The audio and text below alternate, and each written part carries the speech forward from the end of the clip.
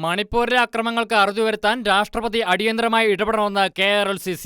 മണിപ്പൂർ സംസ്ഥാനത്തെ തകർത്തുകൊണ്ട് വർദ്ധിച്ചുവരുന്ന അക്രമങ്ങൾക്കും നരഹത്യകൾക്കും അറുതി വരുത്തുവാൻ ഭരണഘടനാ വ്യവസ്ഥകൾ ഉപയോഗിച്ച് അടിയന്തരമായി ഇടപെടണമെന്ന് Kerala region Latin Catholic council രാഷ്ട്രപതിയോട് അഭ്യർത്ഥിച്ചു. വടക്ക് കിഴക്കൻ അതിർത്തി സംസ്ഥാനത്തെ പ്രബലമായ മെയ്തി സമുദായവും ന്യൂനപക്ഷമായ കുക്കി, സോമിഹിൽ ഗോത്രവും തമ്മിലുള്ള വംശീയ കലഹങ്ങൾ രാജ്യത്തെ ഏറ്റവും ശക്തമായ രാഷ്ട്രീയ ഭരണകൂടത്തിന്റെയും സൈന്യത്തിന്റെ സുരക്ഷാ വലയത്തിന്റെയും ദ്രുതകർമ്മ സേനയുടെയും മറ്റ് കേന്ദ്ര അർദ്ധ സൈനിക വിഭാഗങ്ങളുടെയും തീവ്രമായ വിന്യാസത്തിലും വംശഹത്യയുടെ നരകാഗ്നിയായി മാറുന്നത് നിരാശാജനകമാണെന്ന് KRLCC vice president Joseph George, general secretary father Thomas Tharayil എന്നിവർ രാഷ്ട്രപതിക്ക് എഴുതിയ കത്തിൽ വ്യക്തമാക്കി. നിരപരാധികളായ മനുഷ്യർ അനിയന്ത്രിതമായ ആക്രമണങ്ങളിൽ കൊല്ലപ്പെടുന്നു.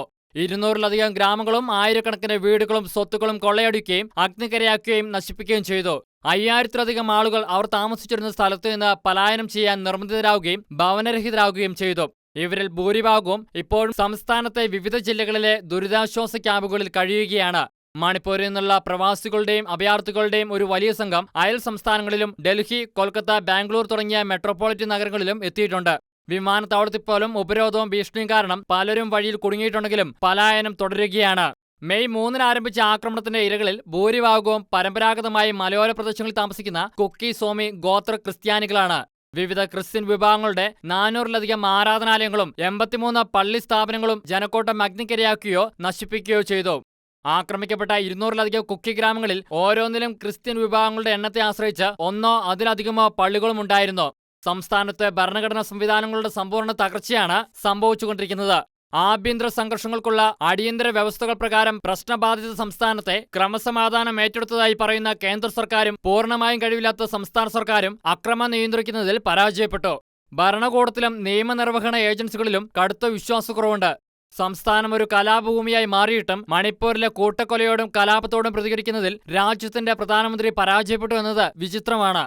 അക്രമങ്ങൾ അവസാനിപ്പിക്കുവാനുള്ള സർക്കാരിന്റെ തീരുമാനമില്ലായ്മ ആശങ്കാജനകമാണ്.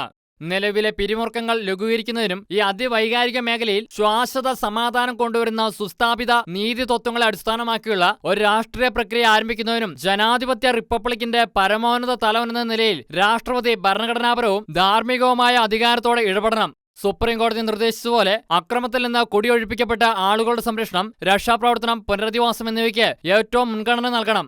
നഷ്ടപരിഹാരം, പുനരധിവാസം, അനുരഞ്ജനം, സമാധാനം, സാധാരണ നില, ഐക്യം എന്നിവ പുനഃസ്ഥാപിക്കുവാനുള്ള ശക്തമായ നടപടികൾക്കൊപ്പം സംസ്ഥാനത്തിന്റെ എല്ലാ ഭാഗങ്ങളിലും അക്രമം നിയന്ത്രിക്കാൻ ദൃഢവും സുസ്ഥിരവുമായ ശ്രമങ്ങൾ അനിവാര്യമാണ്. മതസ്വാതന്ത്ര്യവും സ്വന്തം മതവും വിശ്വാസവും ആചരിക്കുവാനുള്ള മൗലിക അവകാശം, മലയോര ജനതയുടെ പാരമ്പര്യ അവകാശങ്ങൾ എന്നിവയുമായി ബന്ധപ്പെട്ട ഭരണഘടനാ വ്യവസ്ഥകൾ അക്ഷരാർത്ഥത്തിൽ സംരക്ഷിക്കപ്പെടണമെന്നും KRLCC ആവശ്യപ്പെട്ടു. Shekinah news, Kochi.